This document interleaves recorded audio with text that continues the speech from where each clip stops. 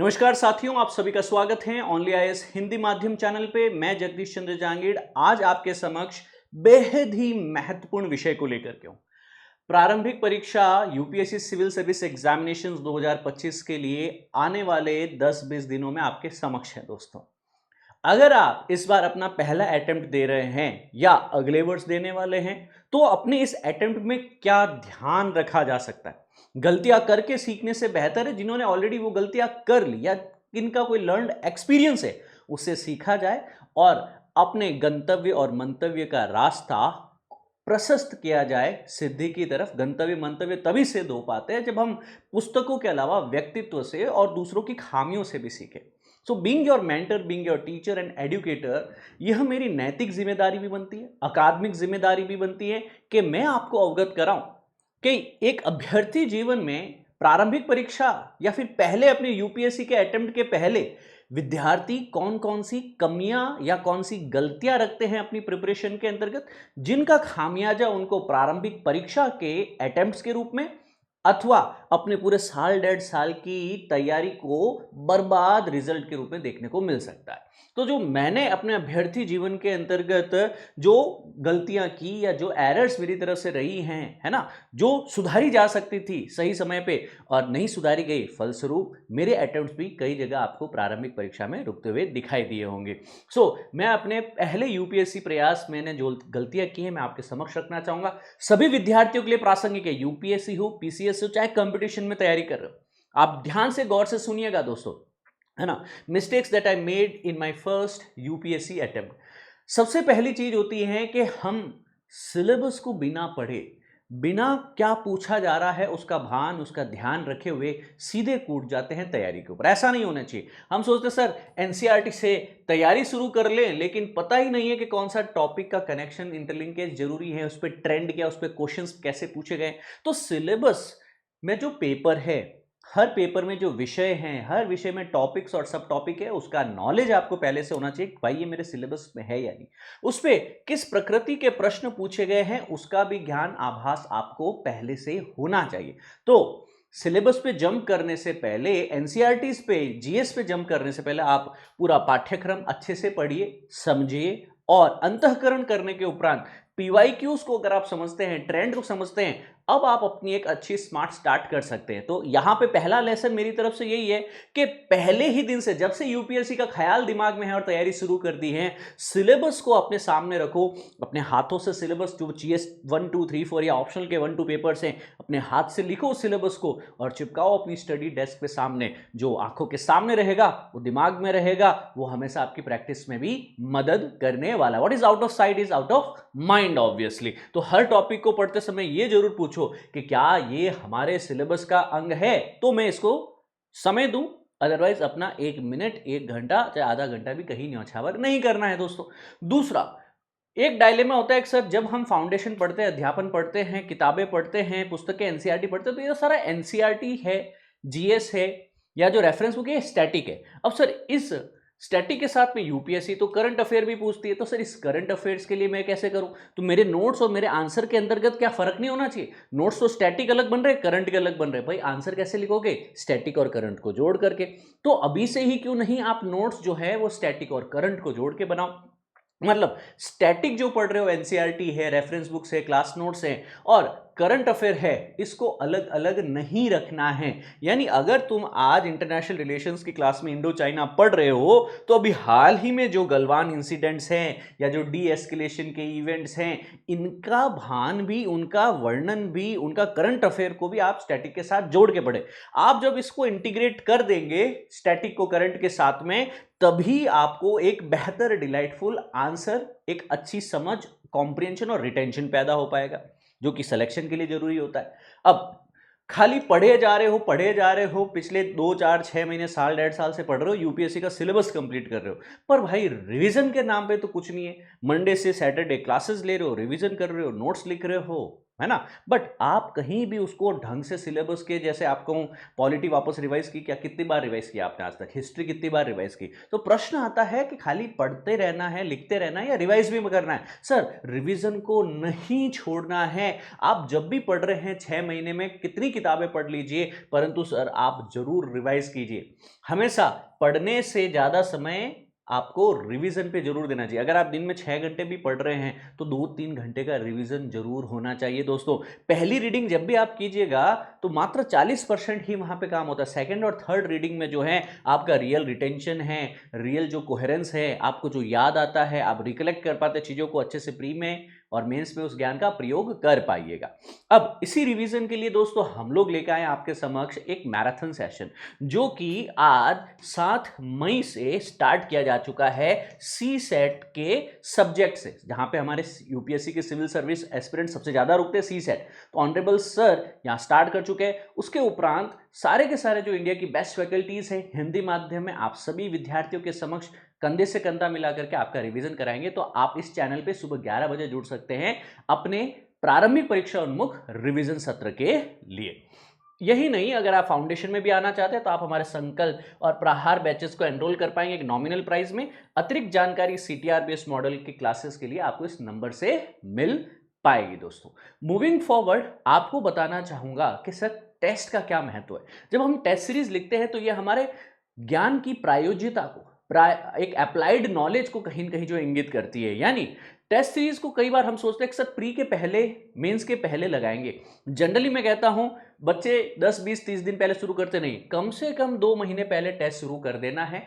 अगर आप जितना लेट शुरू करेंगे, गलतियों को सुधारने के लिए उतना कम समय मिलेगा। तो जो गलतियां करनी है टेस्ट दे करके, कम से कम जैसे मई में है तो आपने मार्च ऑनवर्ड ही, मार्च अप्रैल मई, ये 3 महीने ही पूरा टेस्ट लगा लेना है आपको। इन 90 दिनों में, इन 100 दिनों में गलतियां पकड़नी है, खुद के ग्रे एरियाज पकड़ने, वीक एरियाज पकड़ने, उन्हें सुधार करना है।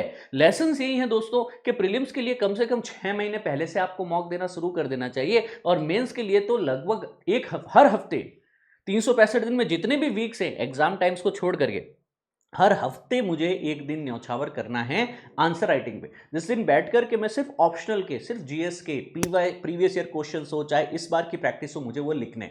अगर मैं यह कर पा रहा हूं, अगर मैं हफ्ते के अंदर मैं डेली का भी एक क्वेश्चन लिखता हूं तो भी बेहतर होगा आपके पास में, या फिर हफ्ते के अंदर मैं 5-6 क्वेश्चन लिख रहा हूं तो भी बेहतर है। बट याद रखिए, क्वेश्चन का आंसर ही नहीं लिखना है, उसे इवैल्यूएट भी करवाना है, उससे सीखना भी, उसमें कमियां पता लगे। नहीं तो वही गलतियां हर हफ्ते करते रहोगे, क्या मतलब। गलती एक बार ही करने की होती है, दूसरी बार उसको सुधार कर देना है ना, किसी इवैल्यूएटर से, है ना। आजकल कई ऑनलाइन टूल हैं, कई टेस्ट सीरीज हैं, कई मेंटोरशिप सेशंस हैं, हमारे पीडब्ल्यू ओनली आईएएस पे भी अवेलेबल है। Why don't you try that as well. अब पीवाईक्यूज को सीरियसली लेना बहुत जरूरी है। आप खाली पीवाईक्यूज को स्कैन नहीं करेंगे, अच्छा ऐसा क्वेश्चन आया रिवर पे, ऐसा क्वेश्चन आया पर्सन इन न्यूज पे, एनवायरमेंट पे, एनिमल्स पे, बर्ड्स पे, ऐसे क्वेश्चंस पूछे गए स्पेसिस पे, नहीं। आप उसका पैटर्न समझिए और आप उसका ओरिजिन ढूंढने की कोशिश कीजिए कि यूपीएससी जब महत्व दे रही है इन चीजों को, चाहे करंट हो, चाहे स्टैटिक हो, चाहे एनसीईआरटी हो, चाहे रेफरेंस बुक हो, आप भी उन ट्रेंड्स को अनदेखा नहीं कीजिएगा और उन ट्रेंड्स को फॉलो करिए, क्योंकि पीवाईक्यू में एक थीम छुपी है, एक ट्रेंड छुपा है। आपको उस थीम और ट्रेंड को ट्रैक करते हुए आगे बढ़ना होगा। पीवाईक्यूज जो है दोस्तों आपके पास में, इसका क्या मतलब है कि यूपीएससी आपके जीएस के अंदर जो विषय है उसमें क्या प्रश्न पूछने की चेष्टा कर रही है या कर सकती है। तो हर टॉपिक के साथ आपको पीवाईक्यूज जरूर देखने। कोई टॉपिक पढ़ा, पॉलिटी के अंदर पढ़ा, हिस्ट्री में, इकोनॉमी में पढ़ा आपने, है ना, करंट अफेयर में पढ़ा, साइंस में पढ़ा, तो उससे रिलेटेड पीवाईक्यूज क्या है उसके एनालिसिस जरूर करें। चाहे प्री के एमसीक्यूज हो, चाहे मेंस के डिस्क्रिप्टिव क्वेश्चंस हो, you need to see that. ये होमवर्क है दोस्तों आप लोगों के लिए, मैं पहले ही बता दे रहा हूं। और सबसे बड़ा ट्रैप होता है टॉपर्स की स्ट्रेटेजी। एक टॉपर आएगा, famous YouTube channel, famous channels के ऊपर आकर के बताएगा कि भैया जन्म लेते ही मुझे आभास हो चुका था, मैं हूं यशोमती मैया का नंद लाला, है ना। तो राधा क्यों गोरी, कृष्ण क्यों काला, सबको पता। वो अपनी पूरी स्टोरी सुनाने लग जाता है और उस स्टोरी के बीच में वो बताने लगता है कि ये, है ना, 565, है ना, 555, ये 444, ये सीरीज पढ़ लो, ऐसे हो जाएगा, इस संस्थान में एडमिशन ले लो, ऐसे हो जाएगा। मैंने तो नोट्स ही नहीं बनाए थे, मैं तो बस इन्हीं को पूछता था, इन्हीं को देखता था, है ना, प्रिंट करता था घर पे, वहीं से कर लेता था, कुछ नहीं होगा भाई। वो इस बार भी देखिए 1009 के करीब सिलेक्शन हुए। 1009 में से सभी का सिलेक्शन का जो है ट्रेजेक्ट्री, डायरेक्शन, मेथड, कॉम्प्रिहेंशन, तरीका, पढ़ने का, प्री पास करने का, मेंस के लिखने का अलग अलग है। और उन्हीं बच्चों को इस बार वापस लिखा लो एग्जाम, सेम रैंक आ जाए तो मेरे को बता देना, सेम आंसर लिख पाए तो बता देना, बदलाव होगा। जब वो खुद अपनी स्ट्रेटेजी पिछले साल वाली रेप्लिकेट नहीं कर पा रहे हैं तो उनके लिए काम करेगी नहीं करेगी तुम्हें नहीं पता है, तो तुम कैसे यहां पे उसके बहकावे में आ रहे हो भाई? नहीं आना है। मतलब हमें हमारी सोच डेवलप करनी है, तो ये मॉडल आंसर्स के बहकावे में नहीं आओ, ये टॉपर्स के बहकावे में नहीं आओ। याद रखो कि टॉपर की एक स्ट्रेटेजी है, टॉपर्स ने क्या स्ट्रेटेजी, क्या मेहनत अपनाई, उसके पुरुषार्थ को, उसके अनुशासन को, या फिर मैं ये कह दूं उसके तौर तरीकों को अपनाइए आप, उसके एग्जैक्टली एकेडमिक तरीके को नहीं अपनाइए कि भाई वो 6 बजे उठते ही जो है वो आंसर राइटिंग करता था तो मैंने भी करनी है। हो सकता है भाई तुम शाम को लिख रहे हो, बट आंसर जरूर लिखना है, मतलब हर दिन एक आंसर लिखना है, ये जरूर आपको उस टॉपर से सीख लेना चाहिए। किसी ने कहा स्पेक्ट्रम पढ़ लो तो तुमने खरीद के रख दी, तो याद रखो यार उसने पढ़ने का कहा था, तुमने तो खरीद के ही रख दी। तो बताया कुछ जाता है वीडियो में, तुम कर कुछ और बैठते हो, तुम सोचो यूपीएससी की तैयारी हो रही है। उसने कहा नोट्स नहीं बनाना। अब हमारे एक मैडम थे जो कि यूपीएससी के अंदर टॉप 5 रैंक में रहे थे पिछले 2020 के आसपास में, बहुत ही उम्दा व्यक्तित्व, ठीक है। अब उन मैडम ने अपने फेमस वीडियो में कह दिया कि भैया मैं सीधी किताब खरीदती थी और जो भी किताब होती है उस किताब को अंडरलाइन करती थी। उस किताब में से क्या नोट, 700 पेज की किताब बताई उन्होंने, 700 पेज की किताब को बोले मैं अंडरलाइन करती थी और उसी को मैं वापस रिवाइज करती थी। अब हर एक की मेंटल कैपेसिटी नहीं है 700 पेज एक बार पढ़ने की। आप 4-4 बार पढ़ चुके, थैंक गॉड आपकी कैपेसिटी है, किसी की नहीं। मैं कहता हूं मेरी कैपेसिटी नहीं है इसी एक किताब को 7 बार रिवाइज करने की। मैं तो क्या करूंगा, इस किताब के 20 चैप्टर है, हर चैप्टर में से अलग अलग इसके नोट्स बना लूंगा, सिलेबस में क्या जरूरी है उतना निकालूंगा, बस जो क्रक्सफुल है वो। आपका तरीका अलग है, आप अपनी सोच एग्जाम उन्मुख रखिए, टॉपर उन्मुख नहीं रखिए, यूट्यूब चैनल उन्मुख नहीं रखिएगा।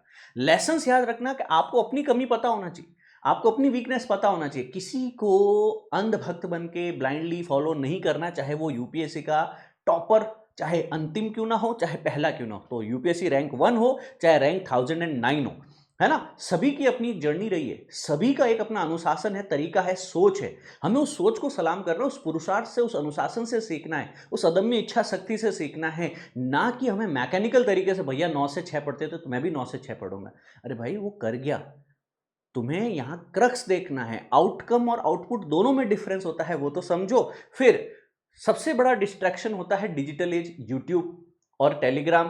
तुमने यूपीएससी के 2 वीडियो देखे, अब यूपीएससी के वीडियोस तुम देख रहे हो, स्टूडेंट्स हो, तो एल्गोरिदम तुम्हें क्या दिखाएगा, सारे दिन तुम्हें जो है 10 ऐड दिखाएगा इंस्टीट्यूशंस के, करंट अफेयर्स के, कोर्स ले लो, रैपिड कोर्स ले लो, फ्लैश कार्ड्स ले लो, ये ले लो, वो ले लो।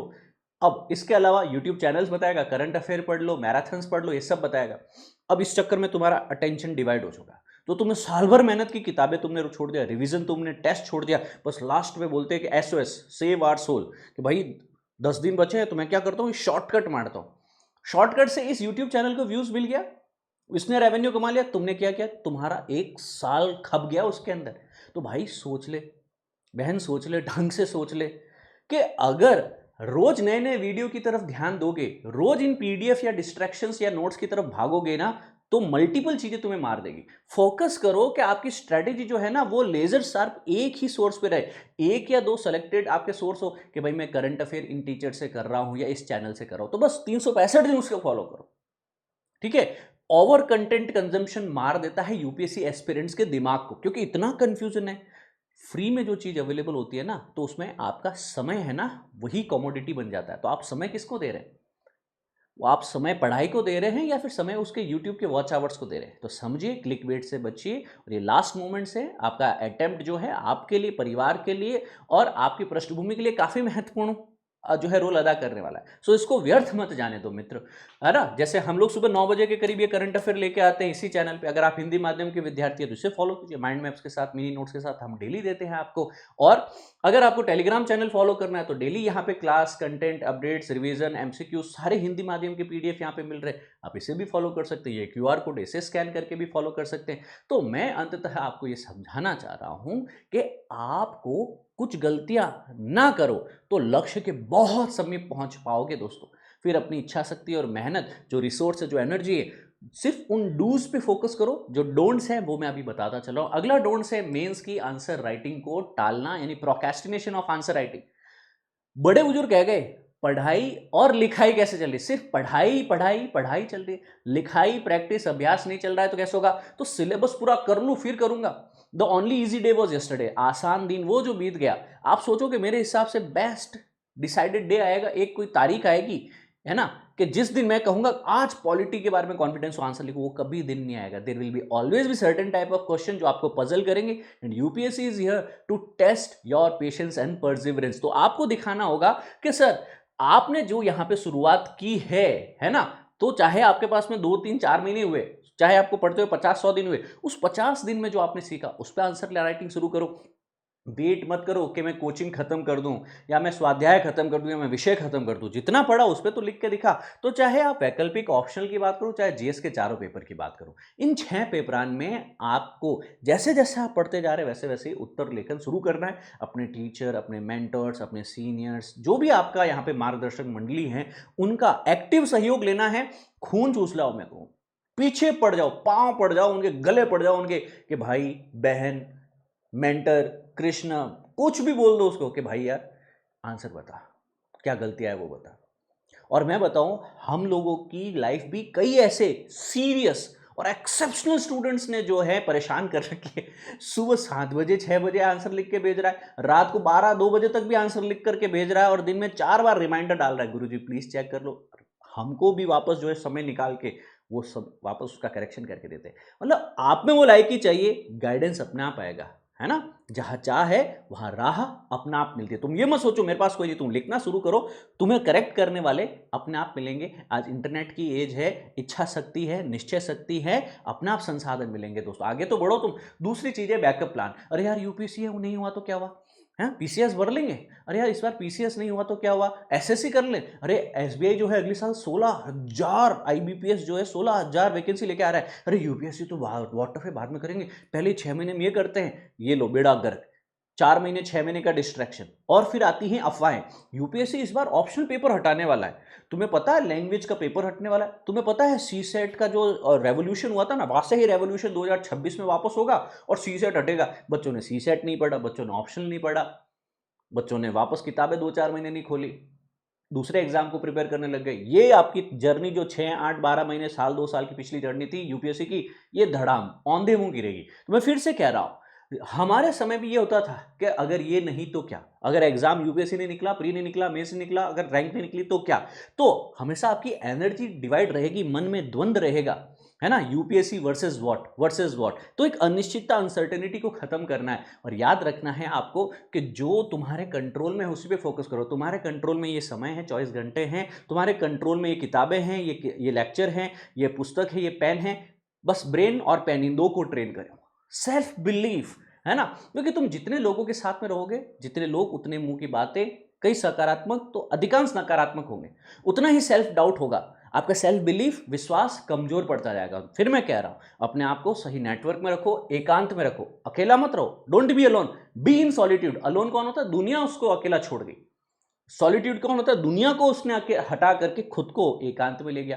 तो अपने विचारों को, अपने आप को, अपने तैयारी को सॉलिट्यूड में करो। ये सारी चीजें पब्लिक नहीं होती है। मैं फिर से कहता हूं, कहीं भी तुमको जाकर के ऑनलाइन ढिंढोरा पीटने की जरूरत नहीं है ना, कि UPSC student and UPSC lover and this and that and this and that and future IAS and future IPS and bogus students होते हैं वो। तुम नहीं हो ना मेरे भाई बहन। तो एक चीज और करेक्ट करना है, तैयारी कर रहे हो ना, ये कलम और दिमाग को ट्रेन करना है। दुनिया को तो जिस दिन सिलेक्शन होगा तो यूपीएससी बताएगा, डीओपीटी बताएगा, बुला करके तुम्हें माला पहनाएगा और बताएगा कि भाई आप हो भारत के भविष्य। दुनिया को अपने आप पता चलेगा। तो जब अगर सोचो, अगर तुमने ये सारी चीजें दिखावा कर लिया और कल नहीं बने तो क्या होगा।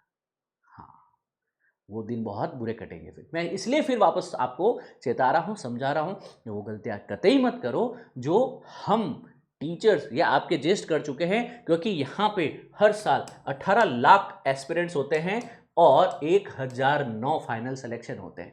तो क्या होगा बाकी उन 17,99,000 लोगों का। उन्होंने जो गलतियां की वो तुम्हें नहीं करनी।